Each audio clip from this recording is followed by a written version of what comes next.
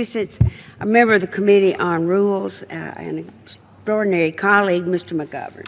The gentleman from Massachusetts is recognized for 4 minutes. Mr. Speaker, the last 8 years have been very difficult. We are recovering from the single greatest economic crisis since the Great Depression. This recovery hasn't been easy and has forced us to make difficult decisions. Working on budget priorities and wrestling with spending cuts have been difficult, to say the least. But our economy is beginning to turn around, thanks in large part to an increase in hiring and the success of the Affordable Care Act. Yet we still must wrestle with the nation's budget.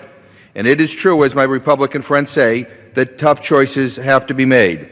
But why is it that every time House Republicans try to put our fiscal house in order, they ask those among us who can least afford it to make the most sacrifices?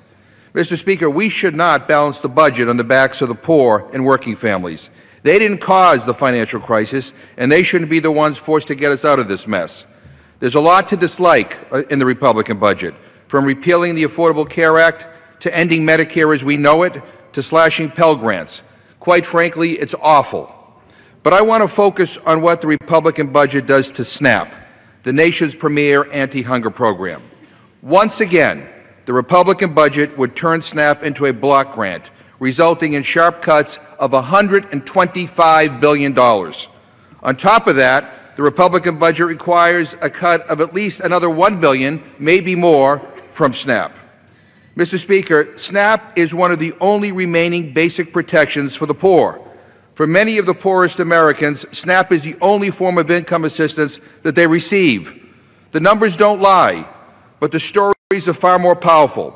Just listen to the people who rely on SNAP to make ends meet. Thousands of people sent messages to Congress, written on paper plates, pleading with us not to cut SNAP.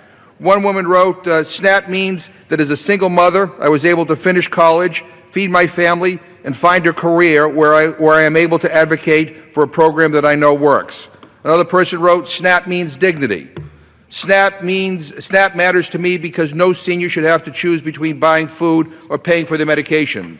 When I was a child, my father left, and the only reason we could afford food was because of food stamps. I never got a chance to say thank you, so thank you. For the life of me, I can't figure out why House Republicans are hell-bent on arbitrarily cutting a program that feeds hungry kids, seniors, and working families. These SNAP cuts are deep and hurtful. We've already seen how the Farm Bill cuts $8.6 billion, how those cuts are wreaking havoc among the hungry. Imagine what a cut of $125 billion plus would do. Republicans claim that SNAP spending is out of control, yet the Congressional Budget Office shows that SNAP spending is going down as the economy recovers and people go back to work. Last night in the Rules Committee, I offered an amendment to strike these SNAP cuts from the Republican budget. The Republicans blocked my amendment, while at the same time increasing spending for the Pentagon by over $90 billion without even paying for it. Mr. Speaker, budgets are moral documents, and what the Republicans are doing, in my opinion, is immoral. Penalizing working families, and yes, the majority of people on SNAP who can work do work. By penalizing these families by taking away food in the guise of fiscal prudence is just wrong. Cutting SNAP while increasing unchecked spending for the Pentagon is hypocritical. And let's be clear, there is a cost to hunger in America. Hungry kids don't learn in school. Senior citizens who take their medication on an empty stomach end up in the emergency room. Workers who miss meals are less productive in work. Cutting SNAP, a program that puts food on the table for hungry families, is just a rotten thing to do. Shame on anybody in this House who votes for a budget that increases hunger in America. With that, I yield back my time. The gentleman yields back. The gentlelady from New York reserves. The gentleman from Georgia is recognized. Mr. Speaker, I yield myself 1 minute to say to my friend from Massachusetts, I know he cares deeply about these issues, and candidly, this House is a better House because of his leadership on these issues. But just this year, we're going to spend 4 times more on interest on our national debt than feeding families through the food stamp program.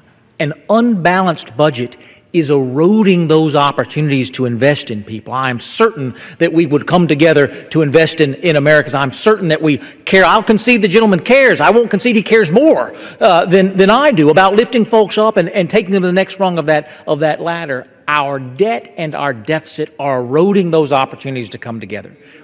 Be happy to yield to my friend. I would argue that the problem of hunger in America is actually increasing our deficit and our debt. But I would also argue if you want to find ways to balance the budget, maybe go after some of those corporate tax breaks instead of going after poor people.